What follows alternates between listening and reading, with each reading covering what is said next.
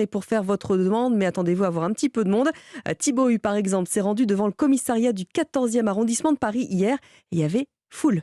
Un barnum à l'extérieur, juste derrière la grille du commissariat. Pas de pause pour les policiers qui enchaînent car les vacanciers sont très nombreux.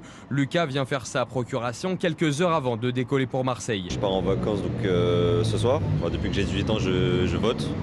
J'ai jamais raté un vote et je confie mon vote à mon père, donc il sait très bien pour qui je vais voter. Marion, elle, sera à Nantes dès dimanche pour des vacances en famille. Alors elle s'est organisée car pas question de manquer le vote. On veut s'assurer que les choses soient bien faites du point de vue du devoir électoral avant de préparer ce qui est plus accessoire. Avant les valises, on va suivre ça évidemment, d'autant plus qu'on saura qu'on a pu participer comme il se doit au scrutin. Short court et casquette sur la tête, Adrien est déjà en tenue. Mais avant de s'évader, il a dû tout régler en dernière minute. Dans mon entourage, tout le monde avait été déjà porteur d'une procuration, donc j'ai trouvé quelqu'un sur un site internet de mise en relation de personnes qui veulent nous aider à voter. Et je remercie beaucoup cette personne. Et attention, c'est le dernier jour pour faire votre procuration. Les files d'attente devant les commissariats risquent d'être longues avec des pics d'affluence attendus en fin de journée. Le reportage de Thibaut Hu pour Europe 1. Et une fois que c'est fait, vous pourrez partir en vacances le cœur léger. C'est au tour des Parisiens et des Toulousains de faire enfin une pause. C'était long depuis les vacances de février. Beaucoup attendaient ces vacances avec